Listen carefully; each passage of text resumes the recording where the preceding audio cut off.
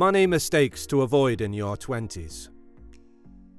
Your 20s are full of big decisions to make. Do I get married now? Am I ready to have kids? Should I change jobs? Should I stop everything and travel the world? Should I get a mortgage? It can be overwhelming. While money is the key determinant with all these alternatives, it's funny how it has always been sort of a taboo topic. Today we break the barriers and talk about the money mistakes anyone in their 20s should avoid if they want to be rich. Please make sure to watch to the end because we have a great tip for you. Now let's begin, shall we? 5. Not saving for retirement. With the millennial wave, most youths are opting to become entrepreneurs, content creators, or freelancers. There's nothing wrong with that.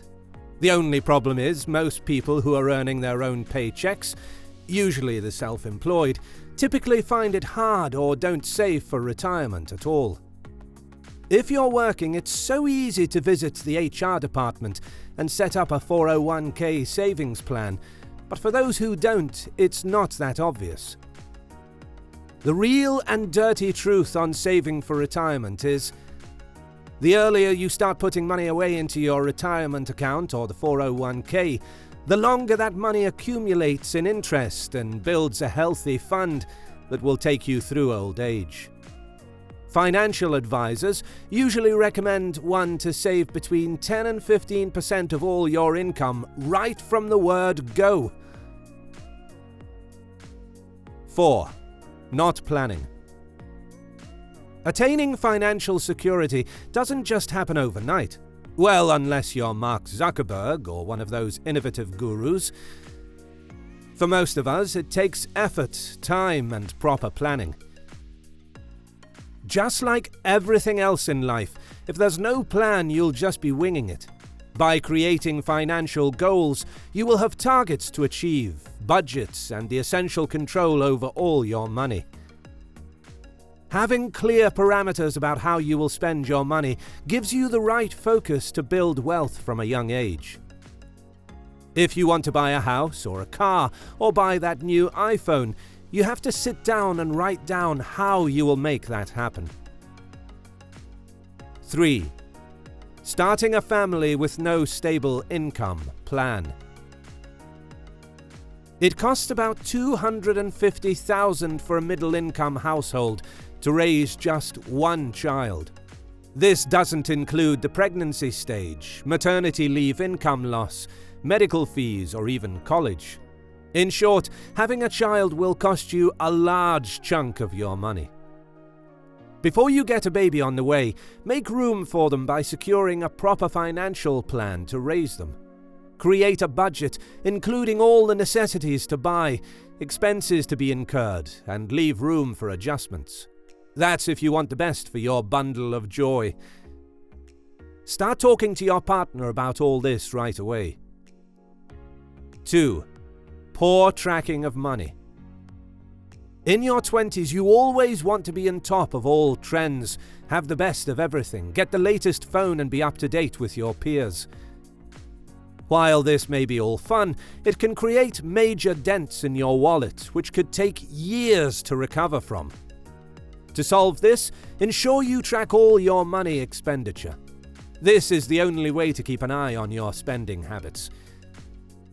Your peers may think you're being too thrifty by watching what goes out of your wallet, but you'll soon find out that your daily latte, every Friday happy hour cocktails, and always buying that new gadget add up to more than you can afford.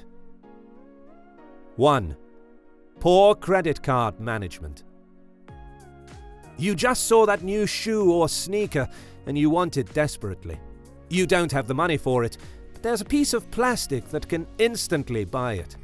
Someday you'll be forced to pay it back with some little interest. Not so bad, right? Wrong. The only word that should be used in this situation is beware. Creating this habit is one sure way of racking up heaps of debt that could cost you so much. Never use credit cards to make purchases you want but don't really need. Those pieces of plastic can easily turn into a pair of crutches that you will need to survive.